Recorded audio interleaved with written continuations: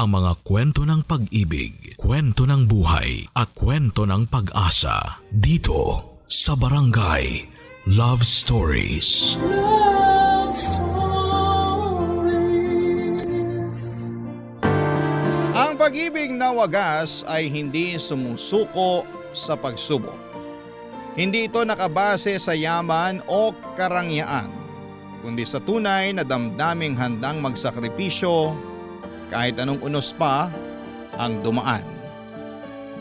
Ikaw, kabarangay, sa panahon ng hirap at ginhawa, kaya mo rin bang ipaglaban ang ganitong klase ng pag-ibig? Dear Papa Dudut, magandang araw sa inyo, Papa Dudut. Ako po si Ermilio, pero tawagin niyo na lamang po ako sa palayaw kong Melo. 45 years old na ako at 15 taon na sa serbisyo bilang isang gwardya sa isang bangko dito sa Pampanga. Sa loob ng 15 years na yon ay paulit-ulit na ang naging gawi ko sa araw-araw. Palaging bahay trabaho at tuwing day off naman ay nakikipag-inuman ako minsan sa mga kumpare ko. Panggabi ako sa trabaho at dahil ako ang bantay sa bangko tuwing sarado ito ay wala akong ibang ginawa buong magdamag kundi ang manood lang ng pelikula online habang hinihintay ang pagsapit ng umaga. Halos maubos ko na nga ang lahat ng mga action movie na available online. Kapag naman hindi ko trip ang manood ay nakikinig ako sa mga kwento ninyo para hindi ako antukin, Papa Dudut. Pagdating ng karelyebo ko ay dumadaan ako sa karinderya para kumain at saka magpahinga sa bahay. Papa Dudut, hindi lang ako ang mag-isang nagpupuyat para magtrabaho. Kasama ko rin sa pagbabantay sa bangko na pinagtatrabahuhan ko ay isang mag-asawa na nagtitinda ng balot at sigarilyo. Sa harap kasi ng bangko ay isang bus terminal at ang mga pasahero doon ang suki ng mag-asawang Susana at Socorro. Kada alas 8 ng gabi ay pumupwesto na sila sa tapat ng bangko para magtinda ng balot, tubig at sigarilyo. Maaga rin kasing nagsasarado ang mga sari-sari store sa lugar na yon. Kaya naman sila ang takbuhan ng mga pasaherong nag-i-stop over sa lugar. Naging malapit ang puso ko sa dalawang matanda dahil gabi-gabi ko na silang nakakasama sa pagbabanat ng buto. Tandang-tanda ko pa nga noong unang araw ko sa trabaho, taong 2010, sinaway ko sila noong nakita ko silang nag-aayos ng pwesto nila isang gabi, Papa Dudut.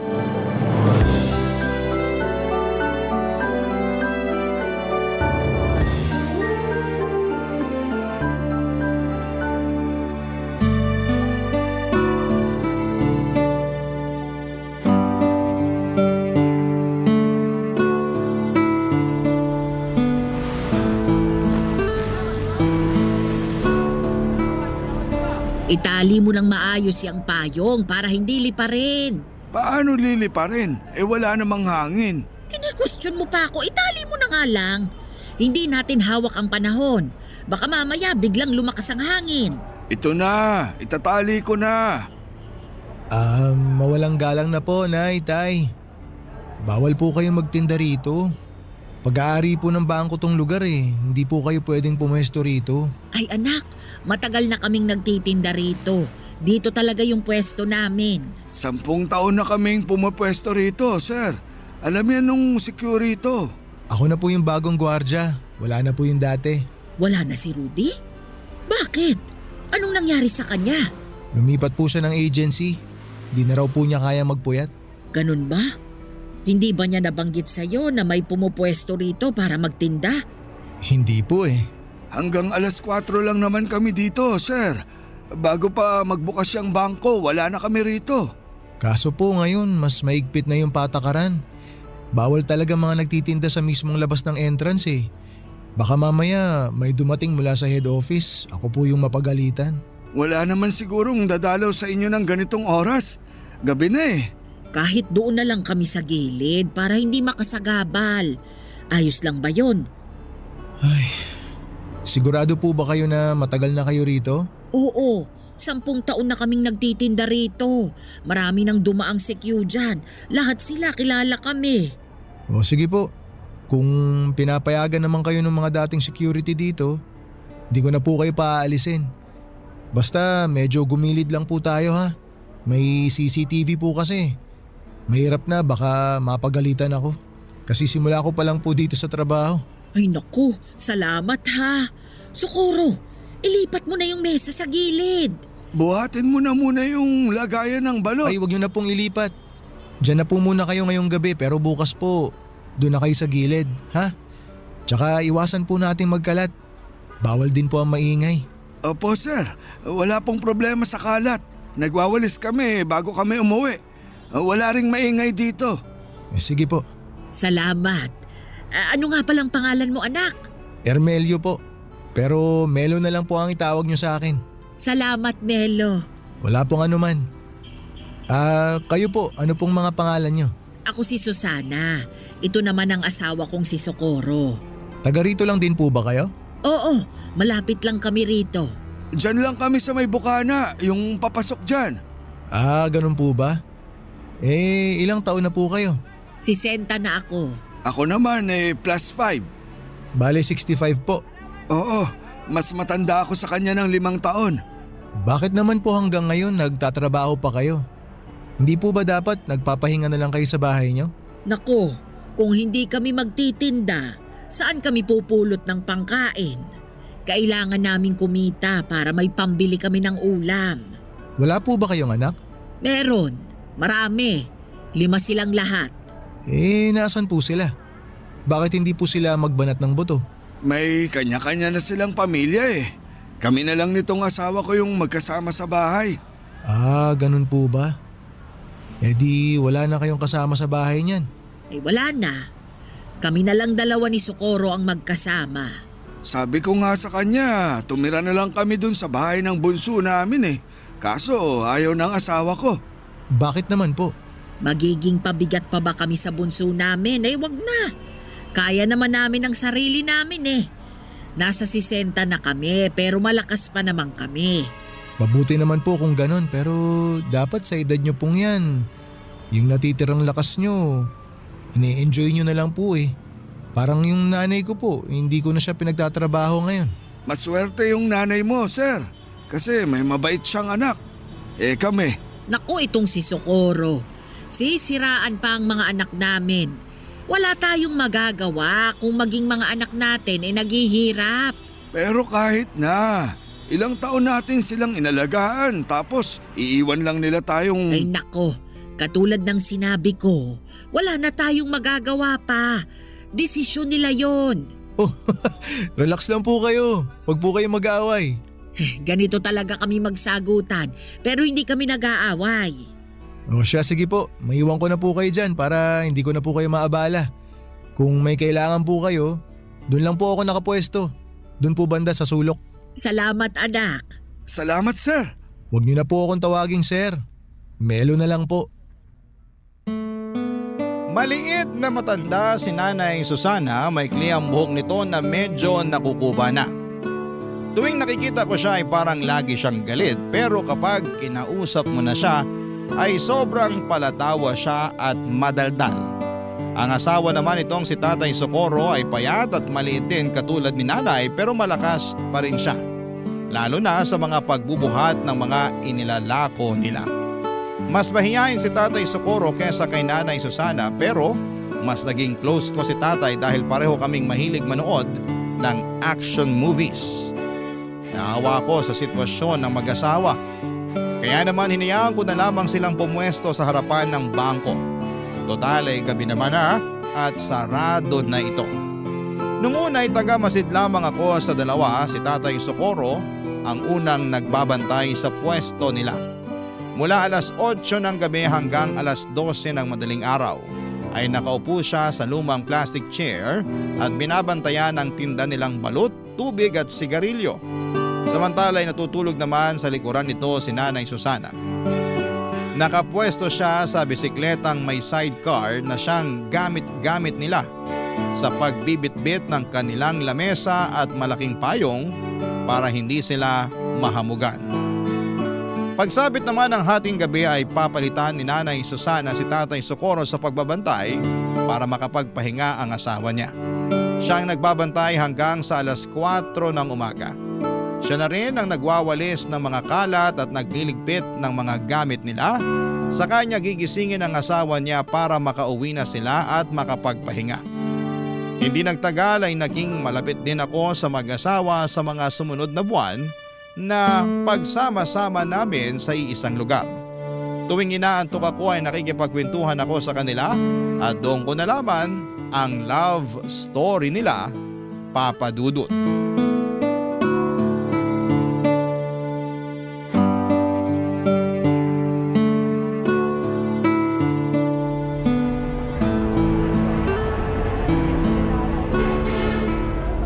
Tay, pabili po ako ng yosi. Isa lang. Anong yosi mo? Yung mentol po. Heto, 4 bayad niyan ha. Salamat po. Eto po bayad. Nag-yosi ka pala? Opo, pero minsan lang. Lalo na kapag inaantok po ako. Kung gusto mo, may kape ako rito para magising ka. Nagtitinda rin po kayo ng kape? Hindi.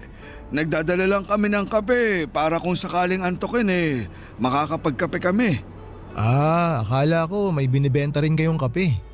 Oh, hetong kape. Okay lang po, salamat na lang. Baka po wala ng kape si nanay mamaya. May extra naman kami. Karaniwan kasi, nakakadalawa ako ng kape. Maraming salamat po Timplahin ko na po itong isa. May maliit na thermos dyan sa may bike. Hanapin mo na lang. Yun po bang nasa tabi ni Nanay Susana? Oo, yun nga. Kunin ko na po. Ay sige, mamaya ako natitimplahin. Sarap po ng tulog ni nanay. Oo nga Napagod siguro kanina sa bahay. Naglaba Mukhang sanay na sanay talaga kayo sa puyatan ano? Ilang taon na po ulit kayo nagtitinda rito? Nasa 10 taon na rin siguro. Hindi ko na maalala kung kailan kami nagsimula Paano naman po kayo nagsimula? Bakit nyo naisipang magtinda rito? May sari-sari store dati si Susana. Kaso nalugi. Nung umalis sa bahay yung bunso namin, nagpasya yung asawa ko na magtinda na lang ng balot dito sa may terminal. Tapos may mga naghahanap ng sigarilyo. Kaya nagdagdag na rin kami ng sigarilyo tsaka tubig na rin. Kumusta naman po ang kitaan? Sakto lang para sa aming dalawa. Kahit papano, kumikita naman kami ng sapat para may pambili ng bigas. Minsan, kung matumal ang benta, kumakain kami ng kangkong na tanim ng asawa ko. Marami yung tanim sa bahay Meron siyang talong, sili, kamatis. Kung ano yung mga gulay na nasa bahay kubo na kanta, meron siya. Para po mas tipid, no? Ako nga gusto ko rin magtanim para may mapagkukunan ng ulam kapag kinapos. Kaso hindi mahilig yung mga bata sa gulay Ilan na ulit anak mo? 3 po, isang lalaki tapos 2 babae. Pareho pala tayo. Isa lang din lalaki ko. Tapos babae na lahat. Matanong ko naman po kayo, Tay. Paano po kayo nagkakilala ni Nanay Susana? Mahabang kwento yan. Maaga kami nagkakilala niya ni Susana. Bata pa lang kami noon. Gaano po kabata? 16 siya noon tapos 21 naman ako. Nagkakilala kami sa isang pista. Talaga po? Oo, kasama niya mga kaibigan niya noon. Puro sila sosyalin. Si Nanay? Oo, mayaman yan noon. Inhinyero ang tatay. Tapos po, anong nangyari? Pinili ako kaya eto, naghihirap ngayon kasama ako. Hindi ko po maintindihan, Tay. Pinapili po ba siya? Nung sinagot kasi ako ni Susana, syempre hindi naman ako mayaman noon. Kargador lang ako Wala akong tinapos. Mahirap lang kami. Nung nalaman ng tatay ni Susana na ako yung nobyo niya, hindi sila pumayag. Kaya siya pinapili. Ganun na nga. Pinapili siya ng mga magulang niya. Iiwan niya ako o itatakwil siya ng pamilya niya. Mas pinili na lang ni Nanay na itakwil siya? Kaya nga siya nandito, di ba? Ayan mahimbing ang tulog. Talagang ipinaglaban po kayo ni Nanay, ano? Kaya nga ginagawa ko ang lahat para maging maayos ang buhay niya kahit na naghihirap kami. Lahat ng gusto niya, pinipilit kong ibigay. Kasi alam kong hindi ganito yung buhay na nakagisnan niya. Pero ito pa rin ang pinili niya dahil sa akin. Wala po bang pagsisisi si Nanay Susana sa ginawa niya? Wala siyang sinasabi sa akin pero may mga pagkakataon na ramdam ko na parang nagsisisi siya sa pinili niyang buhay. Minsan nga, nakokonsensya ako eh. Bakit naman po kayo nakokonsensya? Kasi huli na nung napagtanto ko na hindi pala sapat yung pag-ibig lang para magkaroon ng magandang buhay. Hindi sapat na mahal niyo ang isa't isa. Minsan, napapaisip ako, kung hindi ako pinili ni Susana, siguro maganda na ang buhay niya ngayon. Pero kita ko naman po tay na masaya si Nanay sa piling niyo. Tuwing magkasama kayo, naiinggit nga ako kasi ang sweet niyo pa rin tingnan. Kita ko sa mga mata niyo kung gaano niyo kamahal ang isa't isa. Kasi yun na lang ang meron kami. Wala kaming yaman. Ang meron lang kami ang isa't isa. Naantig ako sa love story nila Nanay Susana at Tatay Socorro. Pero sa parehong pagkakataon ay nalungkot din ako na hanggang sa pagtanda nila ay kayod kalabaw pa rin sila na para bang walang ipinagbago ang buhay nila noon hanggang sa kasalukuyan. Nakaka-relate ako sa kwento nilang dalawa dahil halos ganun din ang nangyari sa akin at sa unang babaeng inibig ko noon. Bago ko nakilala ang asawa ko ay meron akong babaeng minahal ng lubusan. Masasabi ko na siya ang taong bumasag ng puso ko ng sobra-sobra sa puntong muntik na ako mawala ng pag-asang makahanap pa ng pag-ibig. Nakilala ko siya sa isang charity event. Hindi pa ako gwardiya noon, tambay pa lamang ako dati na kung ano ang available na trabaho ay yon ang kinukuha ko. Naging driver ako ng isang NGO na tumutulong sa mga kabataang nakatira sa liblib na lugar. Miyembro siya ng naturang NGO at siya ang nanguna sa charity event na yon. Nasa passenger seat ko siya noon at sa kahabaan ng biyahe namin ay doon ko siya nakilala. Simula noon, Papa Dudut, tuwing kailangan nila ng driver ay ako na ang kinokontak nila. Hindi na mabilang ang charity na ginawa namin noon hanggang sa nagka-developan kaming dalawa. Nag-date kami ng ilang buwan hanggang sa sinagot niya ako. Tumagal po ang relasyon namin ng 2 taon pero naging patago ito. Hindi dahil sa kinakahiyaan niya ako kundi dahil alam niyang hindi papabor ang mga magulang niya kapag nalaman nilang ang boyfriend niya ay isang hamak na driver lamang. Noong natuklasan ng mga magulang niya ang relasyon namin, ay doon na natapos ang pagsasama namin. Sa kasamaang palad ay mas pinili ng ex ko ang magandang future niya kaysa sumama sa akin sa hirap at sa ginhawa. Hindi katulad ni Nanay Susana, dalawa. Barangay Love Stories. Barangay Love Stories. Matagal bago ako naka-move on sa pag-ibig na yon, Papa Dudut. Siya kasi yung first love ko na inakala kong makakasama ko na sa panghabang buhay. Masyado pa kasi akong bata noon para maniwala na ganon lang kadali ang pag-ibig.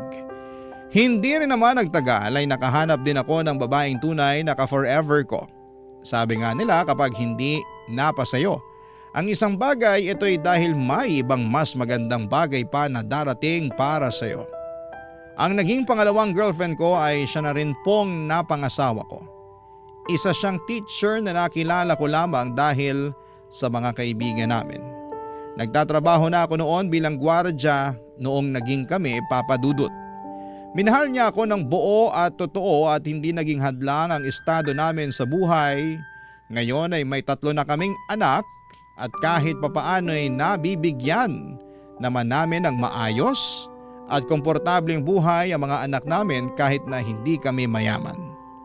Kung ako ang tatanungin ninyo, Papa Dudut, ay wala akong pinagsisisihan sa naging takbo ng love life ko.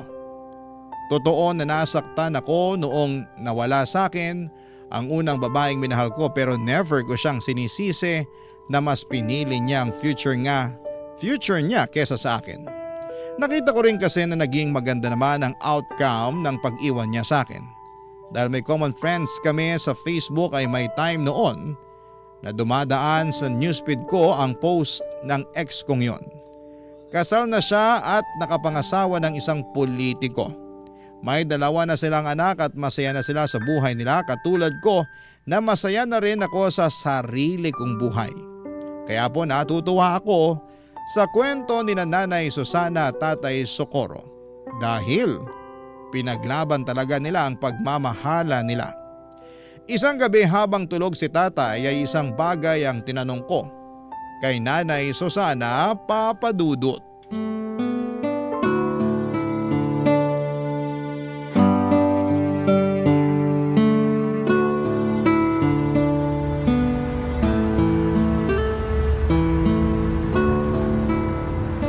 Nay, tulog na ba si Tatay Socorro? Naku, tulog na. Bakit? Sayang. Nakalimutan ko na pinabaunan pala ako ng misis ko ng pagkain. May dala po akong spaghetti dito tsaka Shanghai na pang midnight snack sana natin. Ako na lang ang kakain. Total siya naman ang umubos ng hapunan ko kanina. Tirahan na lang po natin siya para may makain sa mamaya paggising. Mabuti pa nga. Ayaw kasi niya nang naiistorbo kapag tulog siya. Ah, talaga po ba? Oo, siya yung tipo na biruin mo na kapag lasing. Wag lang kapag naistorbo sa tulog. O sige po, tayo na lang po ang magsalo nitong baon ko. Bakit? May handaan ba sa inyo? Birthday po kasi ni Mrs. Nagluto siya ng spaghetti para sa mga bata tapos Shanghai. Ay sabihin mo sa kanya happy birthday ha. Makakarating po. Matagal-tagal na rin akong hindi nakakatikim nito eh. Alam mo, nung bata pa ako, kada kaarawan ko, hindi nawawala itong spaghetti. Favorite ko ito eh. Nabanggit nga po sa akin nung mga nakaraang araw ni Tatay na mayaman daw ang pamilya niyo, Nay. Oo, 2 anak lang kasi kami kaya kung ano yung mga gusto namin, ibinibigay talaga ng papa namin. Kahit kailan, hindi po ba talaga kayo hinanap ng mga magulang niyo? Hindi. Hindi ko alam kung sinubukan ba nila akong hanapin. Hindi rin kasi nila alam kung nasaan ako eh. Bakit po hindi nila alam? Kasi nagtanan kami ni Socorro. Walang nakakaalam kung saan kami nagpunta pati mga kaibigan ko. Eh nung araw na yon, tinalikuran ko lahat-lahat. Ibig niyo pong sabihin, simula noon, hindi niyo pa rin po nakikita ang pamilya niyo? Nagpunta ako sa libing ng nanay ko. Yun na yung huling pagkikita namin. Nakakalungkot naman po yun. Eh yung tatay niyo po? Mas nauna siyang namatay. Hindi ako nakapunta noon kasi wala akong pamasahe. Ipinagdasal ko na lang siya. Pero wala naman po kayong pinagsisisihan sa mga naging desisyon niyo sa buhay, Nay. Kasi maganda na yung buhay niyo noon eh. Ako? Nako, marami akong pinagsisisihan. Tulad po ng ano? Na sana hindi na lang ako nakipagtanan. O hindi kaya bago ako nakipagtanan, dinala ko yung mga alahas ko para may maisasanla ako. Nagsisisi po ba kayo na pinili niyo si Tatay Socorro? Eh, sino ba naman ang may gusto ng ganitong buhay, 'di ba?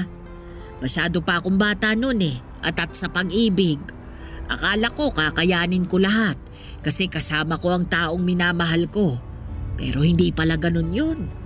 Iba ang realidad sa mga pelikulang napapanood natin. Kung babalik po kayo sa nakaraan, Nay, tingin niyo ba iibahin niyo yung naging takbo ng buhay niyo? Hindi. Wala akong babaguhin. Ah, wala po. Akala ko po ba… Hindi naman porket nagsisisi ako.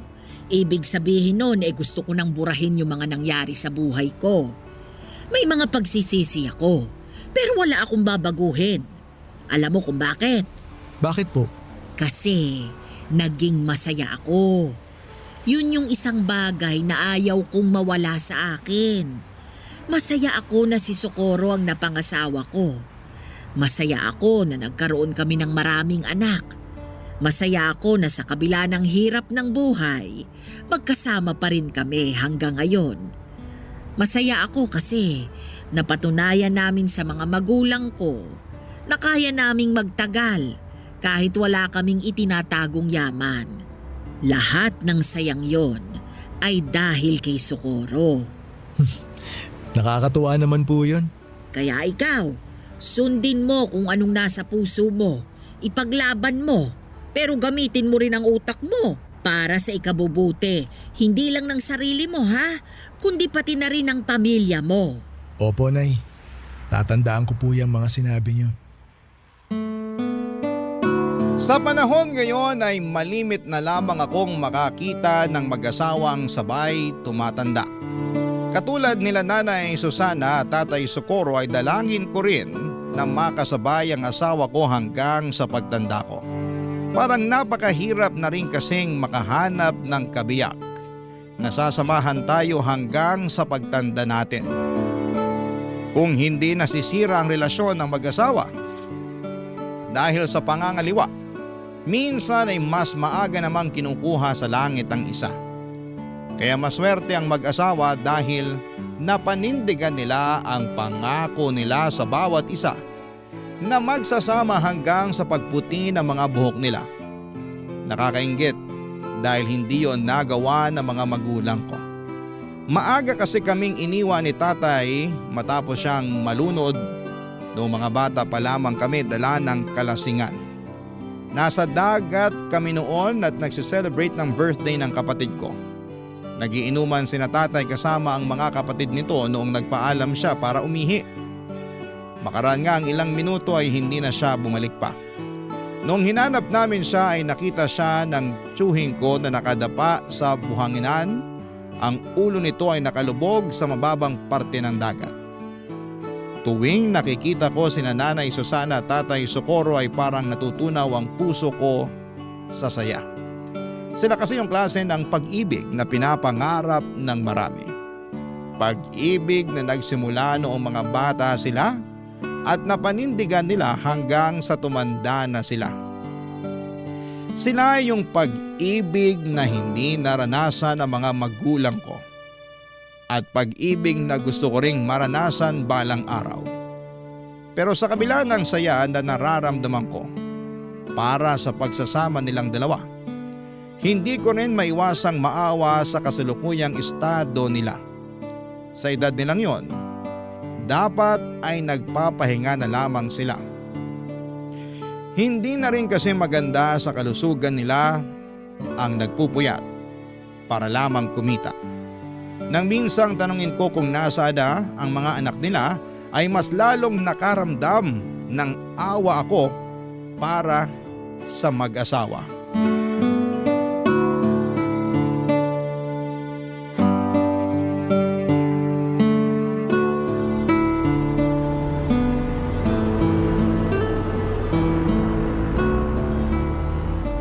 Melo, ano yung pinapanood mo?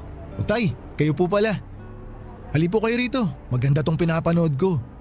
Bagong upload lang. Si Eddie Garcia ba yan? Opo. Tabi nga tayo. Total wala pa namang bumibili. Sige po. Matumal talaga kapag ganitong oras, no? Oo, mamayang 12:00 pa yung dating ng sunod na bus. Talagang kabisado nyo na po yung pagdating ng mga bus, ah. Dekada ba naman na akong nagtitinda rito? Kabisado ko na ang lahat. Wala po ba kayong ibang trabaho noon? Meron. Dati akong konduktor, tapos naaksidente ako. Kaya hirap na akong makabiyahe ng malayo. Buti po kinaya nyo na buhayin yung mga anak nyo, no? Marami yun, ah. May sari-sari store kami noon. Yun yung negosyo ng asawa ko. Ang lakas nun dati, kaso nalugi. Bakit naman po nalugi? Maraming gumaya eh. Sunod-sunod na nagkaroon ng sari-sari store dun sa lugar namin. Kaya ayun, nagkaagawan ng suki. Kaya po ba dito na lang kayo nagtinda? Ganun na nga. Buti po nakaya nyo pa rin suportahan yung pamilya nyo noon, no? Kahit na ganito lang yung trabaho nyo. Sa awa ng Diyos, nakaya naman namin. Tuwing umaga, naglalabas si Susana. Ako naman, nagpapataya ako noon ng weteng. Doon namin kinuha yung mga pinangtustos namin sa mga anak namin. Tapos nagpupuyat pa po kayo sa gabi. Oo, wala kaming magagawa. Mataas pangarap namin para sa mga anak namin eh. Napagtapos nyo po silang lahat? Hindi, pero may 3 kaming napagtapos. Yung panganay, pangalawa, tsaka yung bunso. Nasa na po sila ngayon? Bakit parang bigla na lang nila kayong iniwan? Yung panganay, nurse sa abroad. Dinala siya doon ng asawa niya. Kaso parang nakalimot na eh. Maganda na kasi buhay nila doon. Yung pangalawa naman, namatay sa aksidente sa motor. 24 lang siya noon. Yung pangatlo, nagtana naman. Nagmana sa amin. Yung dalawa po, tay, nasaan? Yung pangapat, may sarili ng pamilya. Marami din sila kaya problema din nila yung pera. Yung bunso, yun yung tumutulong sa amin noon. Pero simula nung nagkapamilya, medyo nagigpit na rin ang sinturon.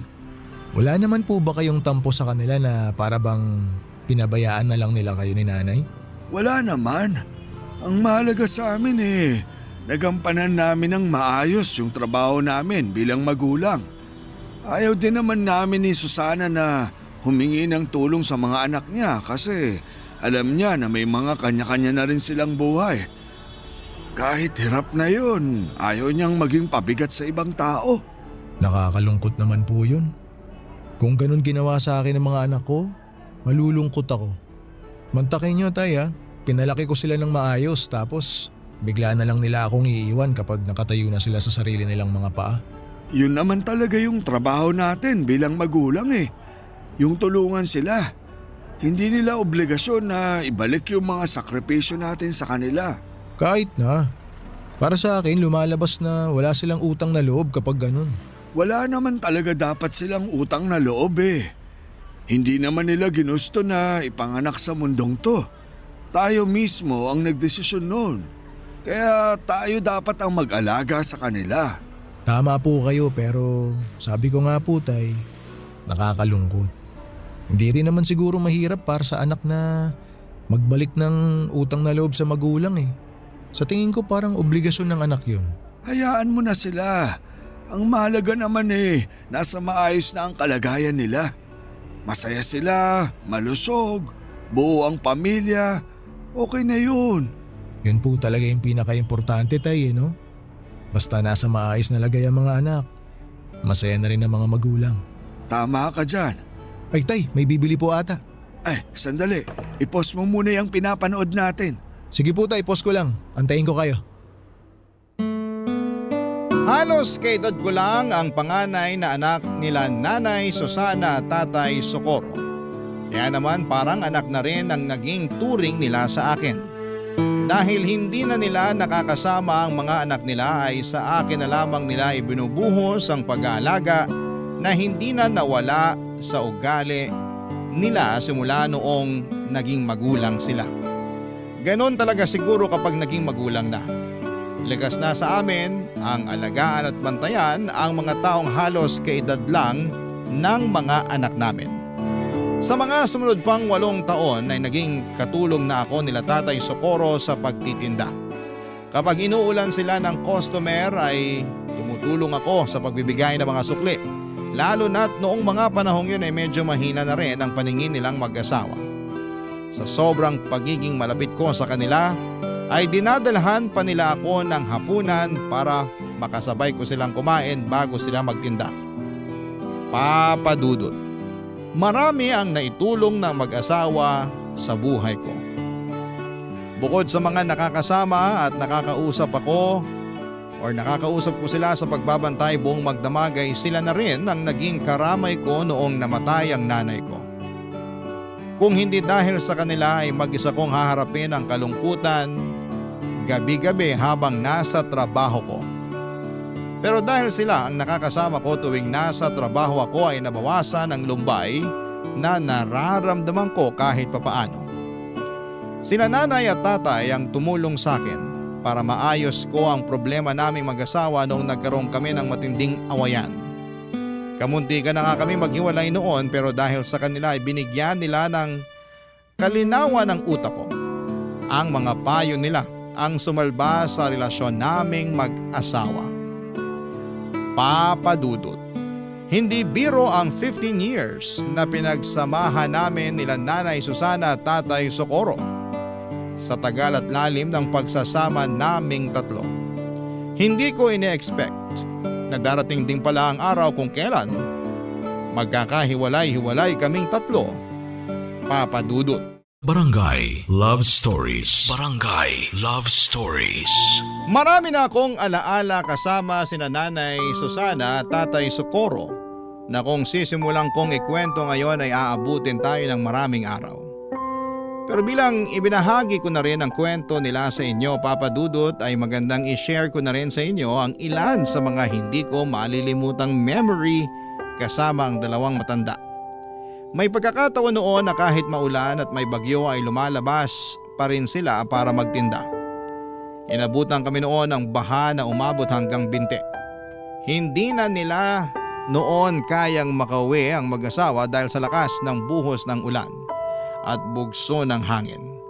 Ang ginawa ko kahit bawal magpapasok sa bangko ay pinasilong ko na muna sila sa loob pansamantala kahit na pinagalitan ako ng management pagkatapos noon. In-invite ko rin sila noon na nang nagdebu ang panganay ko. Sobrang saya nila Nanay Susana noon dahil marami silang pagkaing na i-take home. Palabirong tao si Nanay at kahit na marami silang problemang pinagdaraanan ay lagi pa rin siyang humahagalpak sa tawa maski na sa mga maliliit at simpleng biro lamang. Kapag naman bored si Tatay Socorro ay tumatabi siya sa pwesto ko para samahan ako sa panonood ng pelikulang pinapanood ko. Kapag may bibili ay nagmamadali siyang magtinda para wala siyang makaligtaan sa pinapanood namin. Karaniwan ay mga 90s action films ang pinapanood namin. Marami pa kaming masasayang alaala at ilan lamang yon sa kaya kong ibahagi ngayon. Papa Dudut, taong 2023 ay doon na po nagbago ang lahat. Ilang linggong hindi nagtinda ang mag-asawa. Akala ko noon ay hindi sila nagtinda dahil maulan lamang noon pero sa isang gabi mag-isa lang na dumating si Tatay Socorro sa dati nilang pwesto. Nang tanungin ko kung nasaan ang kabiyak niya ay doon ko na nalaman ang masamang balita. Isang balita na nagpaluha sa akin.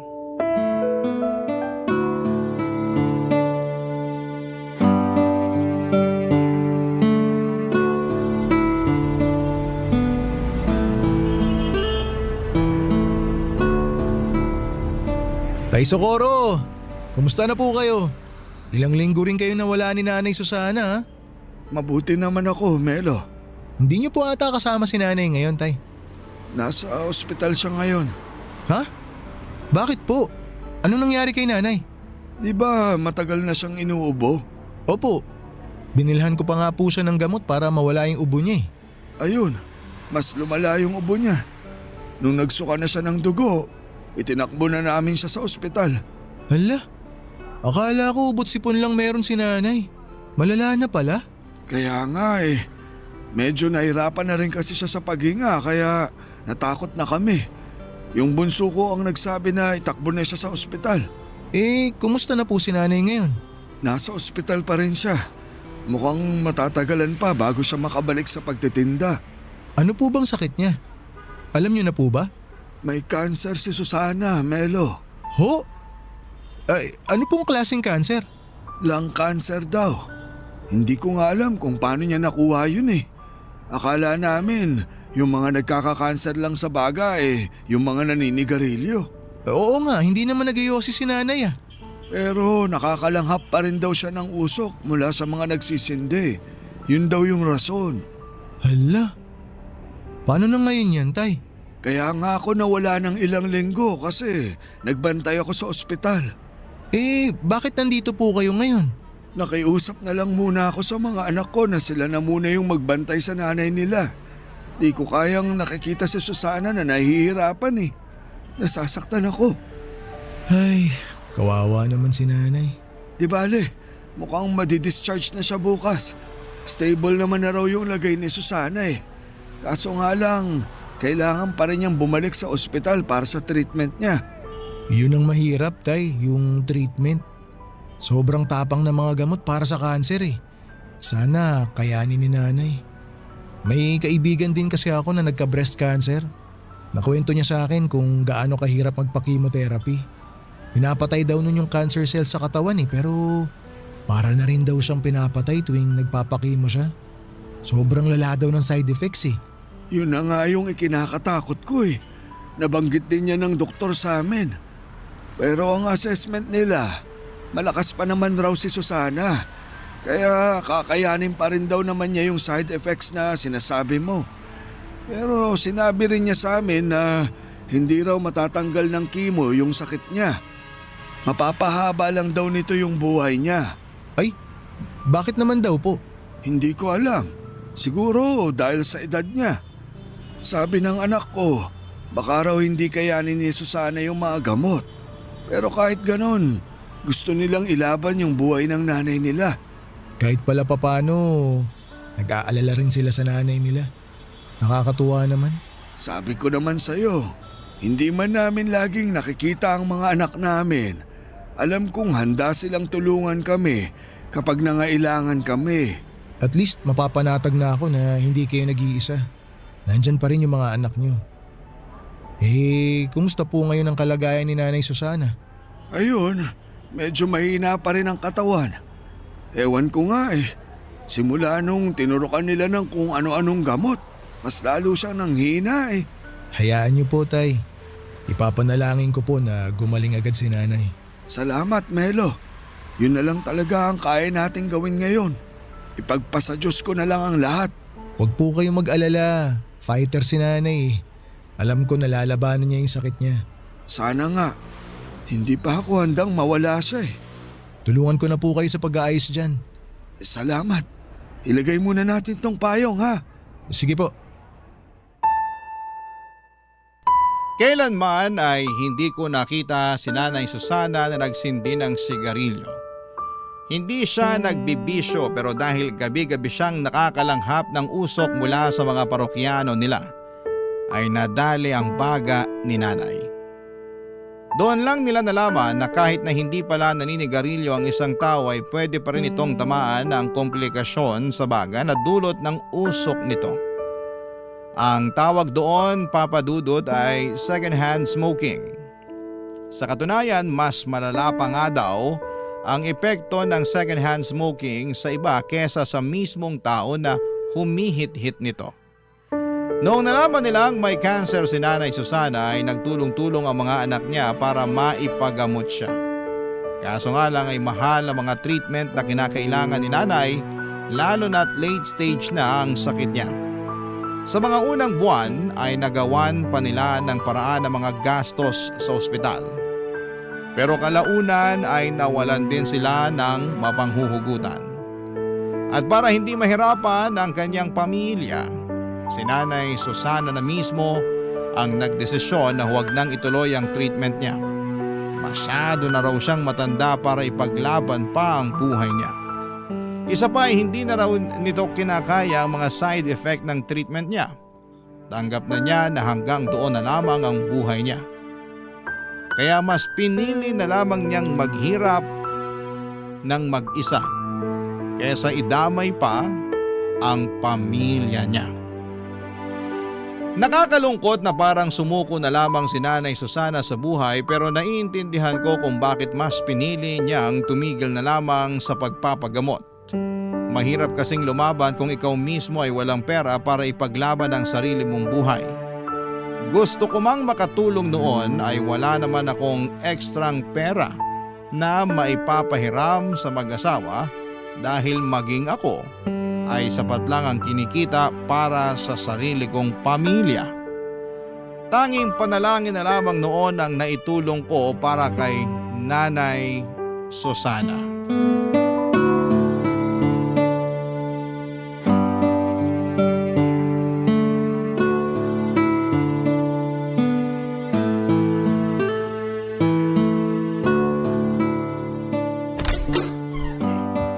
Susana, hulaan mo kung sinong nandito. Sino? Ako po to, Nay. Si Melo. Ay, ikaw ba yan, Melo? Anong ginagawa mo't naparito ka? Wala naman po. Gusto ko lang po kayong makita ulit. Namiss ko kayo eh. Matagal na kayong hindi nagpapakita sa pwesto. Kailan po kayo babalik? Nako, Mukhang malabo nang mangyari yan. Bakit naman ho? Eh di wala nang kasama si Tatay Socorro niyan magtinda ng balut. Kaya niya na yan, matanda na siya. Anong kaya? Ikaw yung hinahanap-hanap lagi ng mga parokyano natin. Opo, ang dami po naghahanap sa inyo, Nay.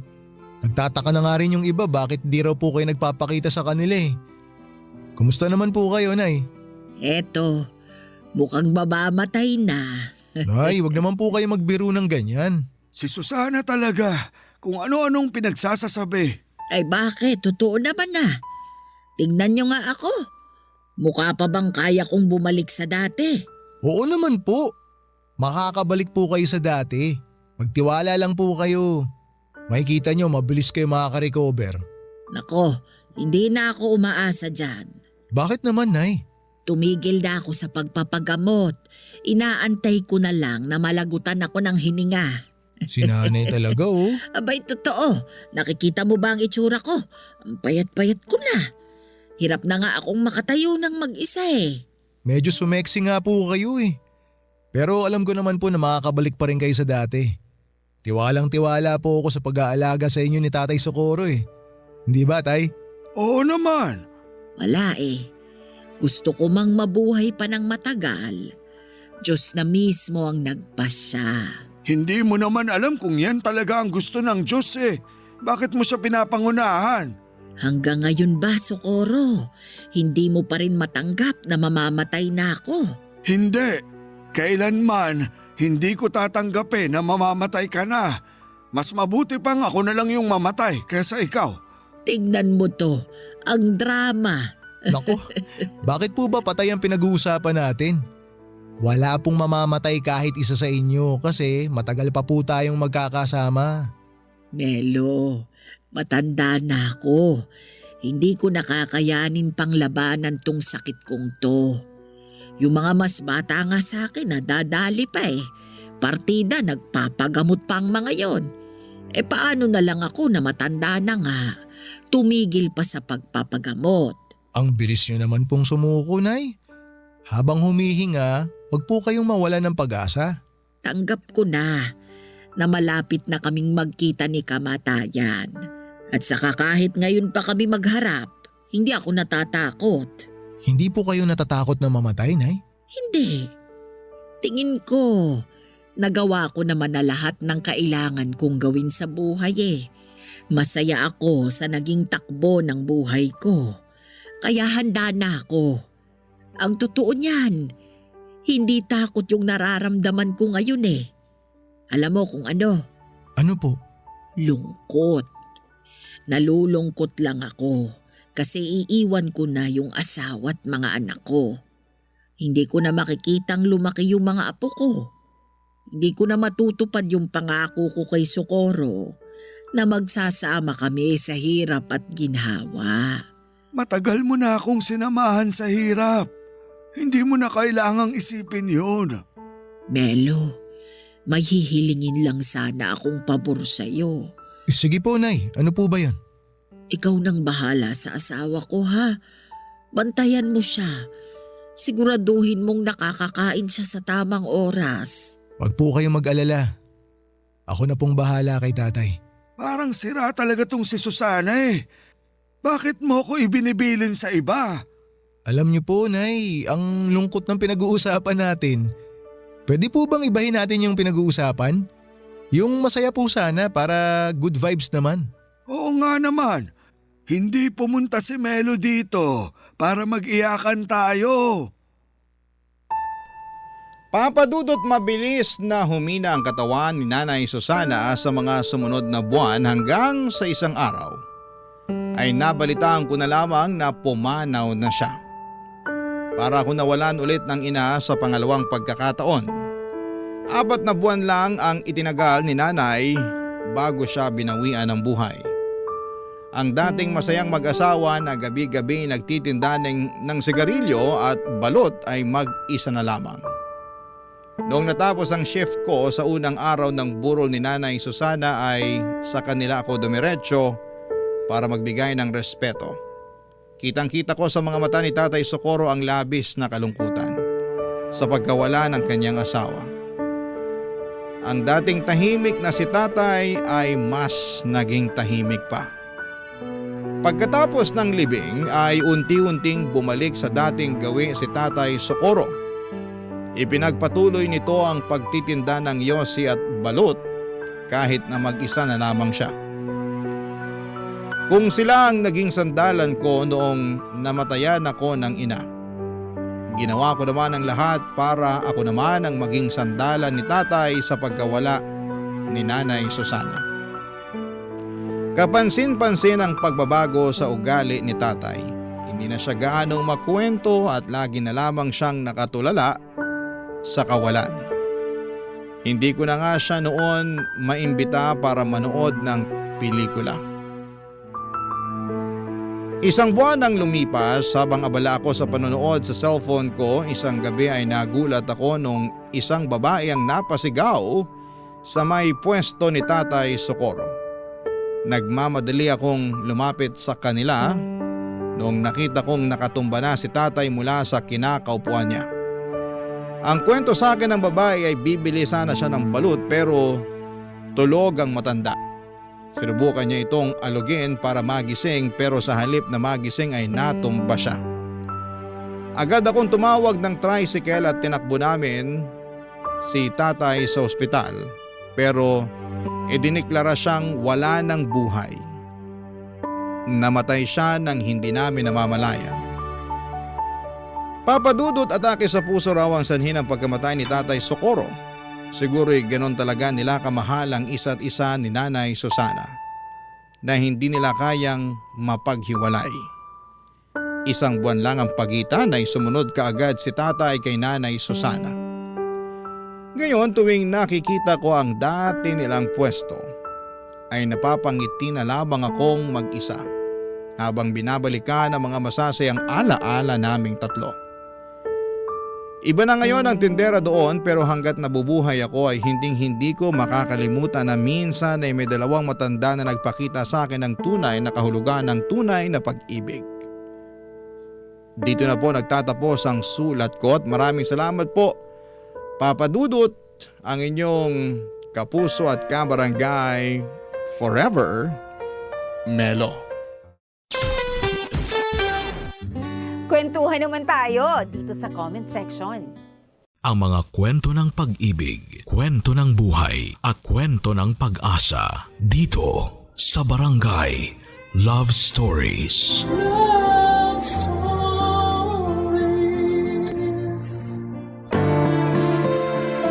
Sa buhay pag-aasawa, wala ka namang ibang gusto kundi ang makasundo ng mahal mo ang pamilya mo.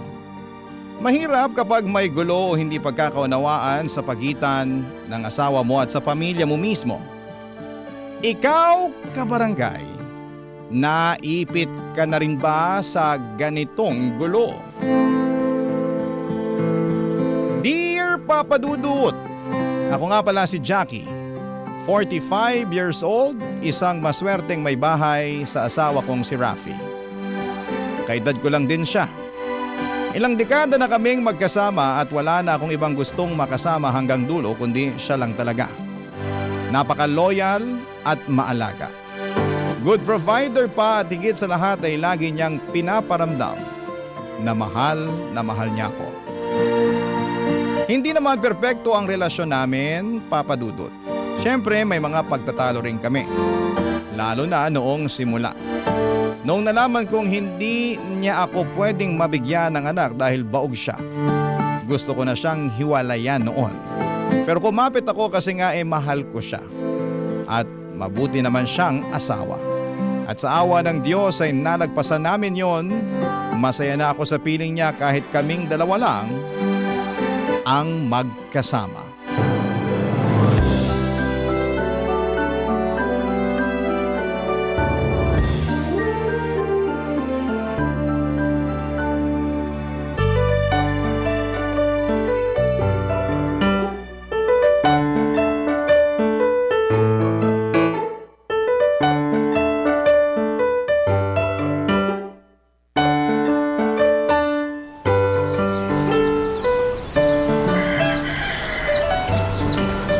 Mahal, Paabot naman yung asukal, please. Oh, kailangan mo pa ba ng tamis? Di pa ba sapat yung sweetness ko? Last mo na yan, ha? Dali na kasi, ang tabang nitong kape ko eh. Kape lang ang tumatabang. Hindi ang pagmamahal ko. Ano bang mikrobyong nakain mo ngayon, ha? Bakit todo banat ka dyan? Wala naman. Masama bang maglambing sa napakaganda kong asawa? Sexy na nga araw-araw. Ang bango pa sa umaga. Takis nga. Tigilan mo ko, ha? Mukhang may bala ka na namang lumabas para mag-inom, ano? Alam ko na yung mga diskarte mo, Rafi. Grabe. Kala ko kape lang ang matabang. Pati pala ikaw. Ikaw nakakainis ka. Ikaw nakaka-inlove ka. Tumigil ka na nga. Ayaw mo bang naglalambing ako sa'yo, ha? Kasi alam kong may kasunod na pabor yan. Grabe ka naman. Pwede bang maglambing lang dahil mahal na mahal kita? Sabihin mo na kung anong kailangan mo habang good mood pa ako. Kailangan ko lang paniwalaan mo na ikaw lang ang babaeng mamahalin ko. Ay, ayaw talagang tumigil. Titigil lang ako kapag may kiss. Dali na, kahit 36 lang.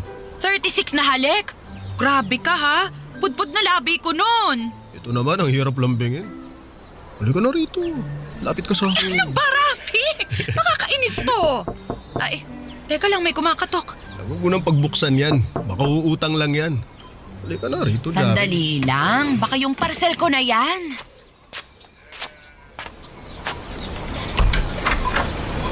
EJ? Anong ginagawa mo rito? Ate Jackie! Bakit ka umiiyak? Pasok ka. Halika, pasok. Ate Jackie! Hiniwalayan na ako ni May. Ano? Kailan? Ano bang nangyari? Kaka-celebrate nyo lang ng 5th year wedding anniversary nyo, ah. Nahuli ko siya, ate. Oh, EJ, anong nangyari? Naghiwalay na raw sila ni May. Di ba nag-post pa kayo ng anniversary ninyo? Yun nga rin ang sabi ko. Nahuli ko siya na may kasamang babae. Ano, kaibigan niya? Hindi, Kuya Rafi. Jowa niya.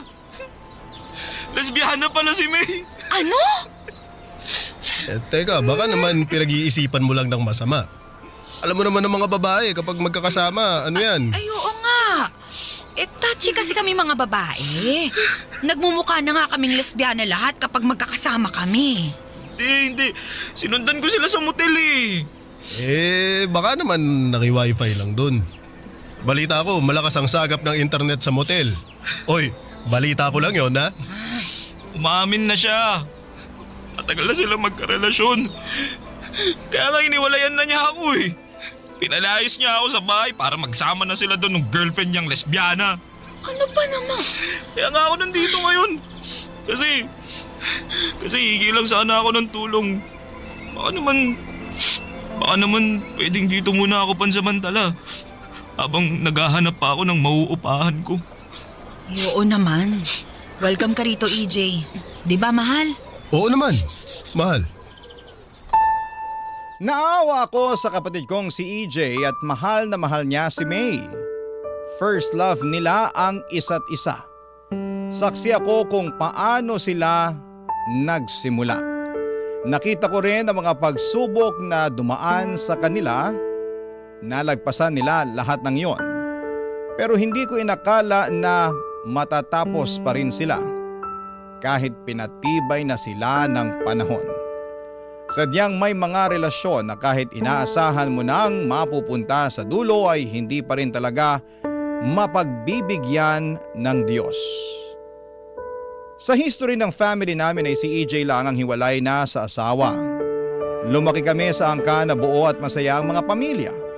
Kaya alam kong malaking dagok ang paghihiwalay nila ni May dahil malaki ang inaasahan sa kanya na magpapatuloy ng nakagisnan sa aming angkan. Sabi ko naman sa kanya, ayos lamang yon. Kung hindi na talaga pwedeng magsamay, bakit pa nila pipilitin? Hindi ba?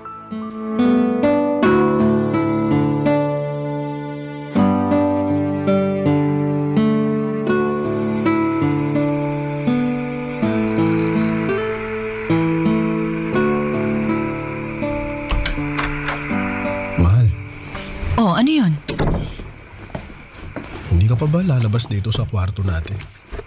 Nakita mong inaayos ko pa mga damit natin sa cabinet eh. Bakit ba? Tingnan mo yung kapatid mo dun sa sala. Bakit na naman ba? Ano na naman bang ginawa niya? Hindi ako makapanood ng basketball eh. Nanonood ng mga pelikulang puro mga third party. Tapos iyak ng iyak.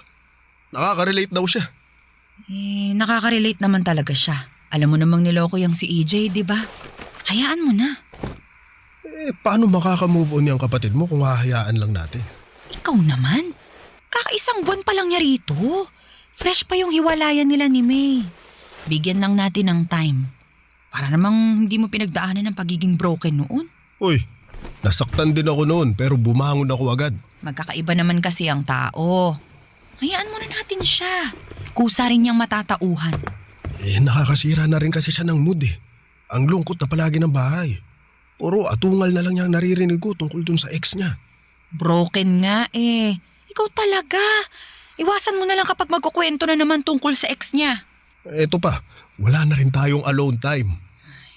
Lagi ka na lang niyang hinihila para sumbungan niya ng mga nakikita dun sa social media ng ex niya. Alam nga namang pabayaan ko si EJ. Kapatid ko yan. Hindi ko naman sinasabing pabayaan mo. Pero wag mo naman masyadong gawing parang baby. Talo pa natin yung may anak eh. Ayaw mo yun. Practice child natin si EJ. Hoy Jackie, hindi ako nagbibiro ha. Seryoso ako. Ate Jackie? Kuya Rafi? Pasok! Pwede nyo ba akong samahan tapusin yung pinapanood kong movie? Ang lungkot na kasi. Bakit mo naman kasi papanoorin kung malulungkot ka rin naman pala? Shh, Rafi? Sige. Sasamahan ka namin ng Kuya Rafi mo. Tatapusin lang namin tong mga tinitiklop naming damit. Ha?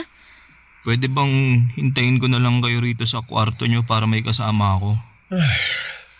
Parang sobra ka naman na yata, EJ. Rafi! Bakit? Anong ginawa ko? Ako na naman ba ang mali dito? Katulad nyo rin yung ex ko na sinisisi sa akin lahat eh. Yan! Puro na lang ex mo naririnig namin dito. Kung hindi ka pa napapagod banggitin yung manloloko mong ex, kami pagod na. Nakakarindi na. Rafi, tumigil ka na. Hindi. Kailangan ng matauhan itong kapatid mo eh. Kakaumay na eh. Pasalamat kayo. Hindi nyo naranasan tong pinagdadaanan ko. Ang hirap kaya. Pinagdaanan din namin yan ng ate mo noon. Pero tinulungan namin ang mga sarili namin para makaahon. Ikaw, anong ginagawa mo para makamove on? Wala naman, di ba? Imbis na lumabas-labas ka para sumama sa mga kaibigan mo, wala. O kaya, lumabas ka man lang kahit dyan sa kanto para lang magpahangin. Isabay mo na rin sana yung paghahanap ng mauupahan mo. Gusto nyo na talaga akong paalisin dito, no? Bakit kaya hindi nyo na lang ako diretsahin? Hindi pa ba halata sa mga sinasabi ko? Tumigil na nga kayong dalawa, utang na loob. EJ, ang gusto lang naman naming sabihin dito ng Kuya Rafi mo, tulungan mo rin ang sarili mo na makalimot. Ikaw lang din kasing nahihirapan sa ginagawa mo eh. At nadadamay pa kami. Sorry kung pabigat ako ha. Yan nyo. Alis na ako rito agad. Ngayon din para gumaan na ulit ang mga buhay nyo. Hindi naman yan ang gusto naming mangyari, EJ. Hindi. Hayaan mo siya, Jackie. Sige, EJ. Umalis ka na. Susuportahan pa kita. Gusto mo, tulungan pa kitang mag-impake. Ipapahiram ko na rin sa'yo yung maleta ko. Rafi, ano ba?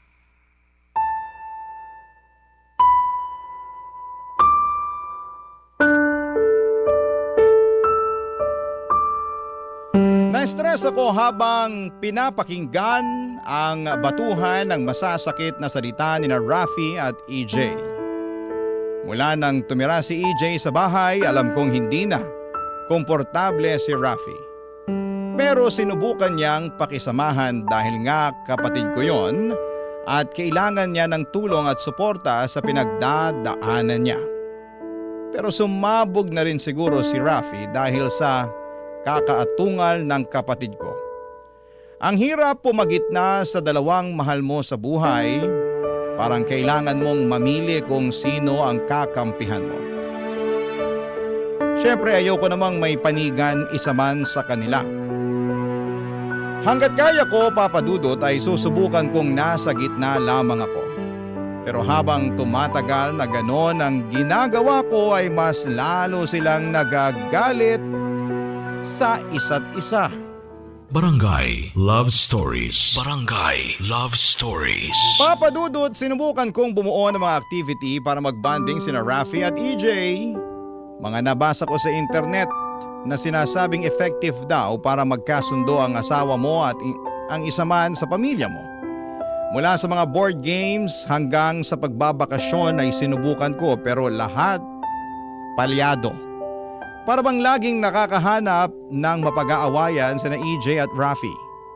Hindi ko alam kung paano nila nagagawang mag-away kahit wala naman silang makitang ibang dahilan. Bakit ba ang init ng ulo nila sa isa't isa? Sumasakit na nga ang sintido ko sa kakaisip, Papa Dudut.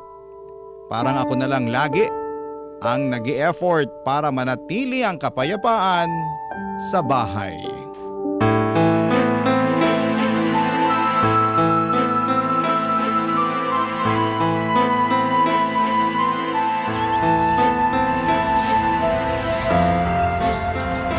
Alam mo, ang problema sa'yo, talo mo pa ang batang inagawan ng laruan eh.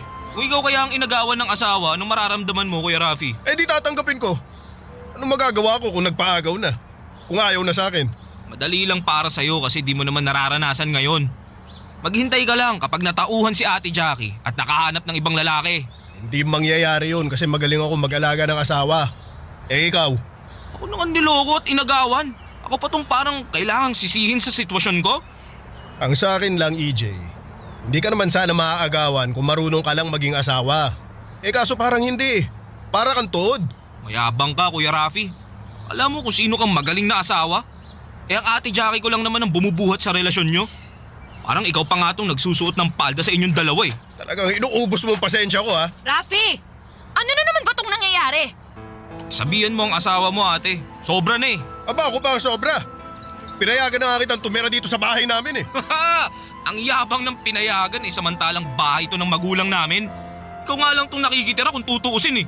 Talagang pinapakulo nitong dugo ko Tumigil eh. na kayo sabi! Hindi ba talaga kayo makikinig ha? Pagod na akong sinasaway kayo araw-araw. Hindi ba lang ba kayo nakakahalata ha?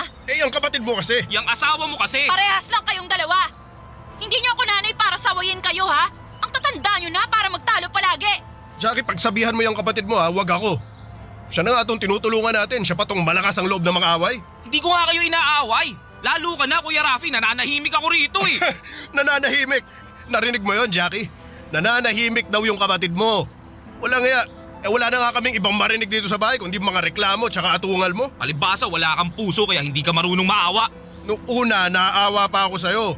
Pero ngayon, visit na ako sa'yo. Hindi ba talaga kayo marunong makinig? Kanina ko pa kayo pinapatigil pero sige lang kayo sa banatan ah.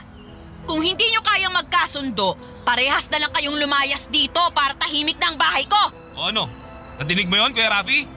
Bahay daw to ni Ate Jackie, wala kang karapatan. Asawa ko ang ate mo. Ano walang karapatan? Kapatid ko ang asawa mo.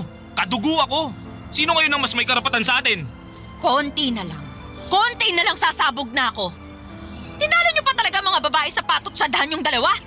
Ayaw nyo magpaawat? Wala talaga magpapakumbaba. Bakit ako magpapakumbaba?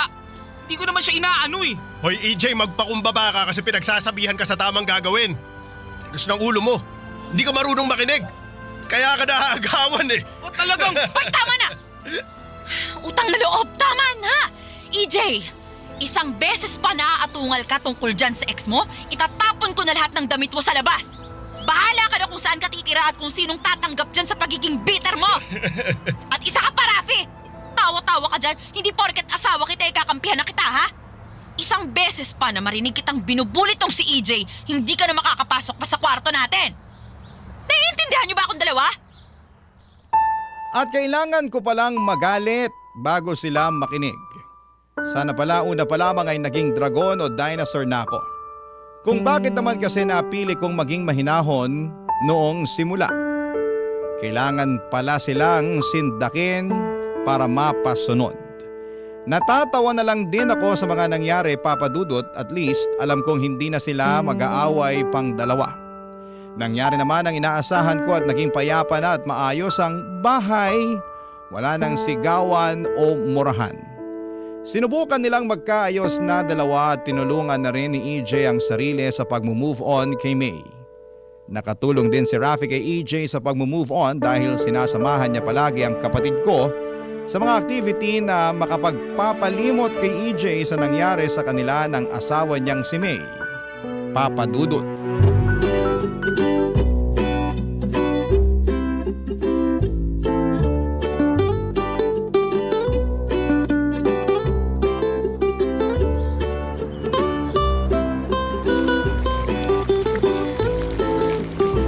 Dadamihan ba natin yung asin o yung luya? Saan? Sa lugaw? Alam ka naman sa sinaing. Ikaw talaga, EJ. Bakit di na lang natin damihan ng tubig? Para mas marami tayong magawang lugaw. Mas malaki ang kita natin. Literal na nating mararanasan ang kasabihang tubong lugaw niyan. Ganito pala ang pakiramdam ng mandaraya sa buhay, no? Uy, hindi naman masama kung dadamihan natin ang tubig ng lugaw na ibebenta natin. Diskarte ang tawag doon, hindi pandaraya. Sus, maniwala kaya si Lord sa atin yan? Usap kami sa Sunday. Huwag ka nagbibiro ng ganyan, ha? Baka mamaya, tayo ang biruin ni Lord. Sige ka.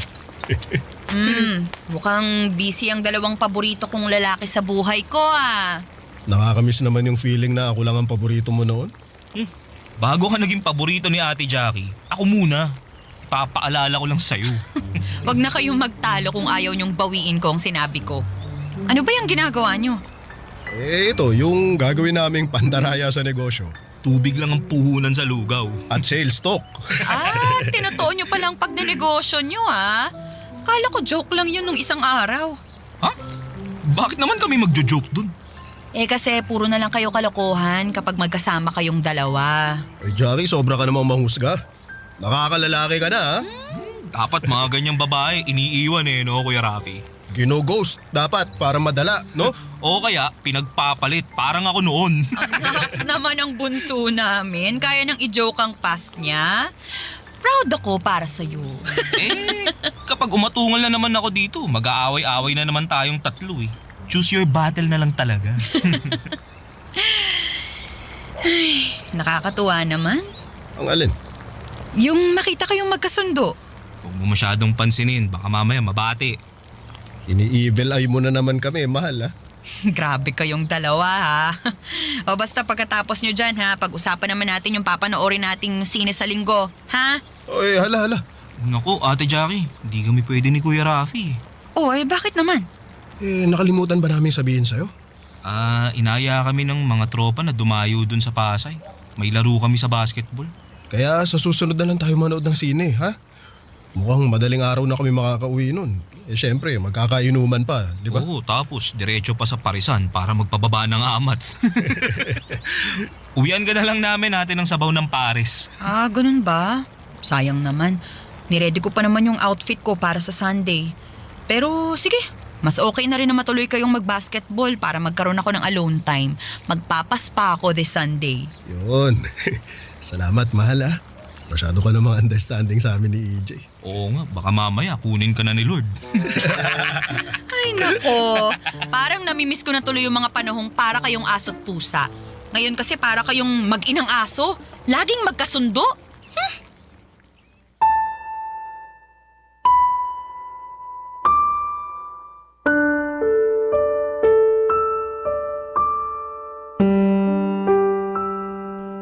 Meron pa ba akong mahihiling sa mga nangyayari sa mga mahal ko sa buhay? Magkasundo na sa wakas na EJ at Rafi at nakakatulog na ako ng maayos nang hindi naririnig ang reklamo ni Rafi tungkol sa pag-aatungal ni EJ sa gabi. Si EJ naman ay hindi na nakakabwisit pakinggan ang mga reklamo niya kay May at hindi na siya parang sirang plaka na paulit-ulit. Nakapag-move on na rin ang kapatid ko sa wakas. Ang sarap nang tumira sa bahay kasama silang dalawa lalo't nakaisip pa sila ng negosyong lugawan na mas lalong magpapatibay sa pagsasama nila. Nakakatuwa lang silang pagmasdan at para bang kumpleto na talaga ang buhay ko sa mga nangyayaring kapayapaan sa kanilang dalawa. Ito ang mga pangarap ko sa buhay na sa wakas ay nagkatotoo. Ang maging tahimik ang loob ng aming sambahayan, Papa Dudut. Barangay Love Stories. Barangay Love Stories. At sa pagpapatuloy ng buhay naming tatlo ay mas marami na akong oras para sa sarili ko. Nakakapunta na ako ng mall para mag-shop at magpaganda. Kasi nung wala pa si EJ ay nauubos ang oras ko dahil lagi kong kasama si Rafi. Halos nakadikit na kasi si Rafi sa akin kaya wala halos akong alone time. Pero noong tumira si EJ sa bahay ay palagi na silang magkasama ni Rafi. Mapa-basketball man o panonood ng boxing hanggang sa negosyo nilang lugawan at sa pangongolekta pa ng laruan. Para silang mga bata sa paningin ko na nakahanap ng kaibigan sa piling ng bawat isa, Papa Dudut.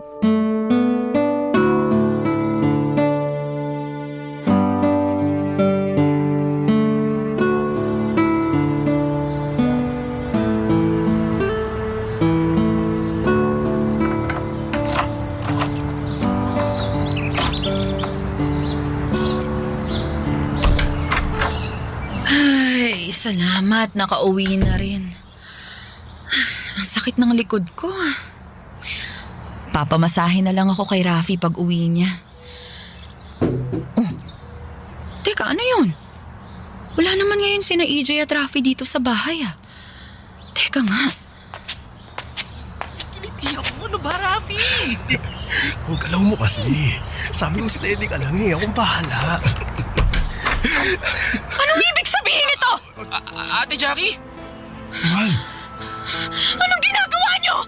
Mga baboy kayo! Sandali, magpapaliwanag kami. Jackie, makinig ka sa amin. Ano pang pakikinggan kong paliwanag sa inyo? Eh magkapatong kayo! Nakahubad, naghahalikan! Paano niyo malulusutan yan, ha? Mahal, kumalma ka. Kumalma! Ikaw kaya ang lumagay sa sitwasyon ko. Tignan natin kung kaya mong kumalma. Ate! Huwag mo ako maate-ate, ha? EJ! Kapatid kita! Asawa ko si Rafi! Anong kababuyan tong ginawa niyo sa akin, ha? Jackie, wala siyang kasalanan. Ako naman tong unang nagpakita ng motibo eh. At proud ka pa talaga! Sinasabi ko lang sa'yo ang totoo. Huwag mo na siya ipagtanggol! Parehas niyo ako niloko! Hindi namin sinasadya, ate. Hindi niyo sinasadya na maghubad, maghalikan, at babuyin tong pamamahay ko! Ate! Mga hayop kayo! Hayop! Tama na, mahal! Hayop Tama kayo! na! Nakakahiya sa mga kapitbahay. Huwag na, mahal. Nahiya ka sa mga kapitbahay natin! Ha, Rafi? Sa akin hindi! Hindi namin ginusto to. Kung hindi niyo ginusto, sana hindi ko kayo mahuling magkapatong! Nagmahalan lang naman kami, ate. Magbayaw kayong dalawa! Yun lang ang dapat na koneksyon ninyo! Eh, di ba ikaw naman tong may gusto na mangyari to? Ano? Di ba ikaw tong nagpumilit na paglapitin kami sa isa't isa? Kaya yan! Nahulog kami sa isa't isa! Kasalanan ko pa pala to? Eh, Jackie, kung hindi mo kami pinilit na pagsamahin, hindi naman kami mapapalapit sa isa't isa eh. Kung una pa lang, tinutuo mo na yung pagpapalayas kay EJ, sana na hindi na umabot sa ganito. Ang kapal na mukha mo para isisi sa akin tong kahayupan niya! Sorry, Jackie. Nakakonsensya talaga ako. Nakukonsensya ka? Meron ka ba nun, ha? Ha? Iwan ko na muna kayo. Pag-usapan yung dalawa tong nangyari. I'm sorry, ate. Hindi ka aalis! Diyan ka lang! Pag-usapan nating tatlo to, walang tatakas! Pag-usapan natin tong ginawa niya sa akin! Ate. Puro ka ate! Ate, kailangan ko ng pera! Ate, kailangan ko ng tulong mo! Ate, naghiwalay kami ng asawa ko! Pwede bang dyan muna ako? Puro ka ate! Ako lagi ang nilalapitan mo tuwing may problema ka! Tapos ako pa tong aahasin mo sa dulo! Anong klaseng kapatid ka? Jackie, kumalma ka muna para makapag-usap tayo. Umiiyak na si EJ. At mas concerned ka pa talaga dyan sa kalagayan niya! Ako! Paano ako, Rafi? Ako ang asawa mo! Hindi ko na yun maramdaman ngayon, Jackie. Patawad.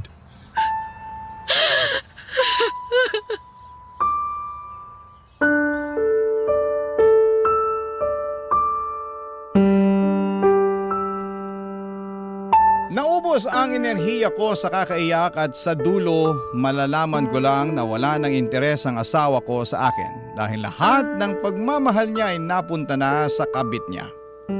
At ang kabit niya, si EJ, kapatid ko pa. Bakit kailangang mangyari yon? Anong biro to ng tadhana?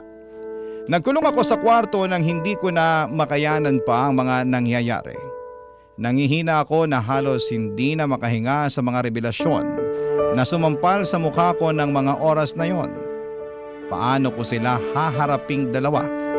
Paano ko haharapin ang sarili ko? Hindi ko na alam, Papa Dudut.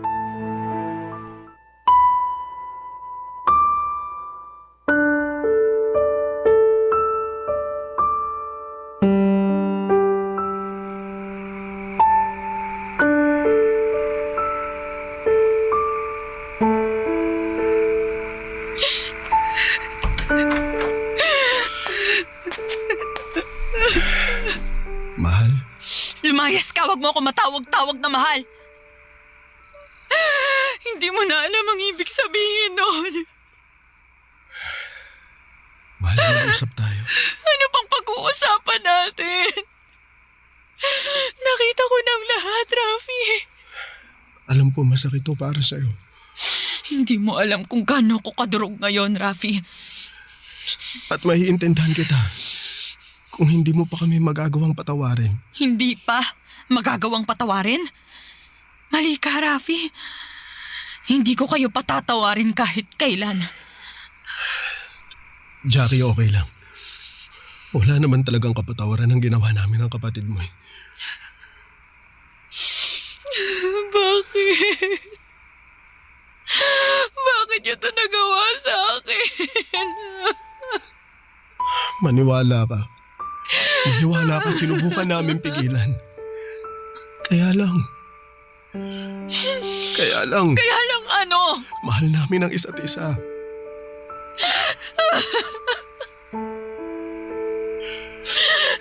I'm sorry, Jackie. Bakit sa akin pa nangyari to? Ginawa ko ang lahat para sa inyong dalawa. Hindi ko kayo tinipid sa pagmamahal, sa pag-aalaga. Kayo palagi ang inuuna ko. Pero bakit hindi nyo man lang inuna yung mararamdaman ko? Jackie, sinubukan naming mag-iwasan para hindi kami matuluyan. Pero ang hirap. Kasi lagi mo kaming pinagsasamang Bakit dalawa. hanggang sa huli sa akin pa rin yung sisi, Rafi? Siguro kasi nakakakonsensya talaga eh. Wala ka nun. Wala kang konsensya kasi kung meron, hindi mo itatapon ang 2 dekada nating pagsasama. Wala na akong ibang masabi. Ano nang gagawin natin ngayon? Alam kong ikagagalit mo ito. Baka isumpah mo na kami pagkatapos nito. Tama bang nasa isip ko ngayon? Iiwan mo na ako. I'm sorry, Jackie.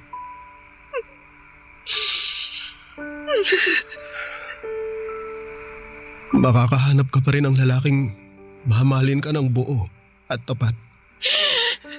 Sorry kung hindi ko na yun kayang gawin sa'yo. Si EJ na ang laman ng puso ko.